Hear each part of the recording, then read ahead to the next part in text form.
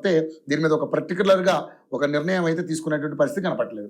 So మరి ఏంటి phone tapping case విషయంలో మరి ఏం జరుగుతుంది ఏంటనేది మనతో పాటు ఆర్ఎల్డి పార్టీకి సంబంధించిన తెలంగాణ రాష్ట్ర అధ్యక్షులు మరి దిలీప్ కుమార్ గారు మనతో పాటు ఉన్నారు. ఆయన అడుగుదాం. అదేవిధంగా ఆయన మాజీ ఎమ్మెల్సీ, ప్రస్తుత రాజకీయ విశ్లేషకులు. ఆయనతో మాట్లాడి అనేక విషయాలు తెలుసుకుందాం. సార్ నమస్తే. నమస్తే సార్. ప్రతి అంశం మీద మనం మాట్లాడతాము, ఎందుకంటే ఇప్పుడు తెలంగాణ రాష్ట్రంలో ఒక హాట్ టాపిక్ అయింది మొన్నటిదాకా. ఏదైతే ఈ చలానాల విషయంలో రేవంత్ రెడ్డి గారు చేసిన సబ్జెక్ట్ మీద, అదేవిధంగా ఇప్పుడు కాంట్రవర్సీ అయింది. అదేవిధంగా ఇప్పుడు ఏదైతే ఫోన్ ట్యాపింగ్ విషయంలో హరీష్ రావు గారి సిట్ అధికారులు ఎదుట హాజరవ్వడం, ఆయన ఎంక్వైరీకి వెళ్ళడం అనేది జరిగింది. ఏంటి సార్ అసలు ఇంతవరకు దీని మీద రకరకాల ఎంక్వైరీలు జరుగుతున్నాయి, కానీ ఒక పర్టికులర్గా దీన్ని మీద ఒక నిర్ణయం తీసుకోవట్లేదు. దీని మీద ఏమి మీ విశ్లేషణ ఏంటి అసలు? టెలిఫోన్ ట్యాపింగ్ అనేది ఇల్లీగల్ అండి. ఇల్లీగల్ చేయడానికి వీలేదు, లేదు. పర్మిషన్ ఉంటే తప్ప. పర్మిషన్ ఏ సందర్భంలో తీసుకుంటారు? ఏ సందర్భంలో అంటే ఒకవేళ అసలు నిజానికి ఈ దేశంలో లక్షల ఫోన్ ట్యాప్ అవుతుంటాయి పోలీసుల ద్వారా. ఇల్లీగల్ అది మీది కావచ్చు, నాది కావచ్చు. వాళ్ళకి ఎవరి అనుమానం ఉంటే వాడు చేస్తూనే ఉంటాడు. చేసి ఏం చేస్తుంటారు, వింటారు, దాన్ని డిస్ట్రాయ్ చేస్తారు. కపుల్ ఆఫ్ మంత్స్ చూసినాక అనుమానితుల మీదనే చేస్తారు. ఎవరు అనుమానితులు? దేశ భద్రతకు సంబంధించిన టెర్రరిస్టులు కానీ ఇంకేదన్నా మనకు అట్లాంటివి ఇంటర్నేషనల్గా సంబంధించిన అంశాలు కానీ ఇవే తప్ప సామాన్య పౌరులు ఏం వాడుకుంటున్నారో అసలు ఎప్పుడు కూడా పోలీసు వాళ్ళు చూడరు, వినరు.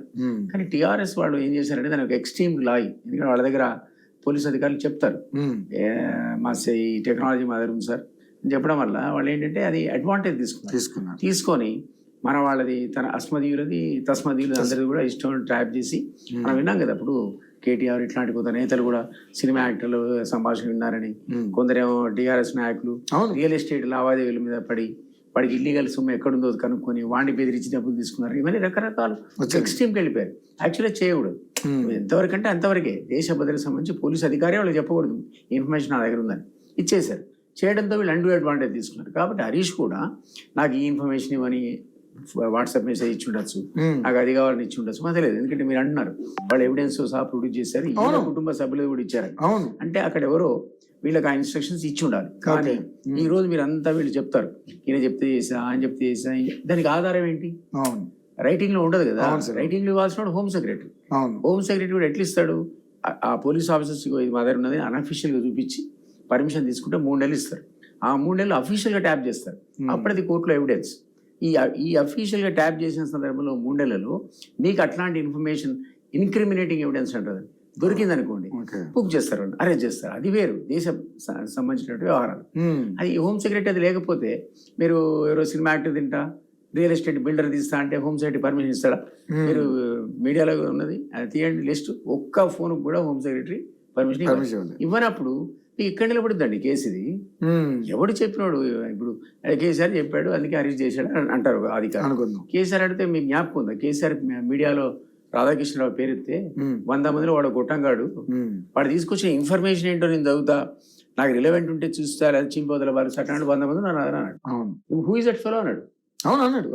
అట్లా ఈ అధికారులు అత్యుత్సాహం చూపించి వీళ్ళందరిది ట్యాప్ చేసి తీసుకెళ్ళి వాళ్ళకి ఏటమే. ఇంకోటి ఎలక్షన్ టైంలో ఇదే వీళ్ళే స్టేట్మెంట్ ఇచ్చారు, పలానా వాళ్ళకు గెలుస్తున్న వాళ్ళకి టీఆర్ఎస్ వాళ్ళకి డబ్బులు పట్టుకెళ్ళాం వాహనాల్లో, ఎవడు గెలుస్తున్నాడు ఆ పోస్ట్ డబ్బులు పట్టుబట్టి సీజ్ చేసామన్నాడు. అది మరి ఎలక్షన్ కమిషన్ సుమోటుగా తీసుకొని ఆ ఎలక్షన్ క్యాన్సిల్ చేయలేదు. అది మోకరీ ఆఫ్ డెమోక్రసీ. అంటే పోలీసులు ఆ ఎక్స్ట్రీమ్ కూడా లేరు. అంటే ఏ పరిమితుల్లో అయితే ఫోన్ ట్యాపింగ్ కావాలో అది జరగకుండా, అది జరుగుతూ కూడా ఇవన్నీ ఎక్స్ట్రా చేశారు. ఎక్స్ట్రా చేయడం వల్ల అది బదనామైంది గవర్నమెంట్. అది టీఆర్ఎస్ టైంలో జరిగింది. అందులో హరీష్ రావు మీద పడ్డారు వాళ్ళ మీదే వాళ్ళకి అనుమానాలు. సో ఇది ఒక విపరీతమైనటువంటి ధోరణి చూసాం. ఇంకోటి ఏమనుకున్నప్పుడు మీకు అదే అధికారి మాట చెప్పాడు, మేము ఇజ్రాయెల్ వెళ్ళాం, పెగాసస్ సాఫ్ట్వేర్ కొనుక్కొచ్చుకున్నాం అన్నాడు. ఆ సాఫ్ట్వేర్ ఏముందో మనకు తెలుసు. పార్లమెంట్ లో గొడవ ఆ సాఫ్ట్వేర్ 5 కోట్లు ఎవడిచ్చాడు? అది కూడా రేపు బయటికి రావాలి. మీరు ఎట్లా తెచ్చారు? ఆఫీసుల దగ్గర 5 కోట్లు ఉండవు కదా, కొనుక్కొచ్చారు. కొనుక్కొచ్చిన దగ్గర ఏమవుతుంది? పెగాసస్ సాఫ్ట్వేర్ ఉంటే మీ దగ్గర, పోలీస్ అధికారులు అందరి దగ్గర ఉంది, ఇప్పుడున్న డీజీ దగ్గర కూడా ఉంది. దాంట్లో ఆయన ఒక నెంబర్ మీదో నాదో ఫీడ్ చేస్తే ఇక వరుస పెట్టి మీరు ఎవరికి ఫోన్ చేస్తే వాడి ఫోన్ నెంబరు, నా ఫోన్ నెంబరు, ఆ టైము, దాని టెక్స్ట్ మెసేజ్ అన్నీ ఇప్పుడు అది ఉంది ఆ వ్యవస్థ మన దగ్గర. నేను ఒక పేరు చెప్పాను, ఒక డీజీ గారి దగ్గర కూర్చుంటే ఆయన నాకు ఫోన్ కొట్టి అందరి పెగాసస్ సాఫ్ట్వేర్ చూపించాడు. దిలీప్ గత 4 నెలల్లో నీకు 1000 మందికి ఫోన్ చేశారు, ఇందులో రాఘవరెడ్డి అనేవాడు ఆ మాట అనకూడదు, వీడు మర్డరారు, నీకు ఫోన్ ఇచ్చాడు, వామ్మవాడు నాకు తెలియదు సార్ అన్న, నాకు తెలియదు. అంటే ఎవడో చేస్తే కూడా మీకు వస్తుంది. మనకు అనుమానం ఉంటే వాడిది ట్యాప్ చేస్తారు, మీరు ట్యాప్ చేస్తారు. నిజంగా మీరు ఇన్వాల్వ్ అయినారు మర్డర్లో, అది చాలు వాళ్ళకి ఎవిడెన్స్ బుక్ చేయడానికి. ఇట్లాంటి ఎక్స్ట్రీమ్కి వెళ్ళిపోయారు పోలీసులు, అధికారులు, పాలిటీషియన్స్ ముఖ్యంగా.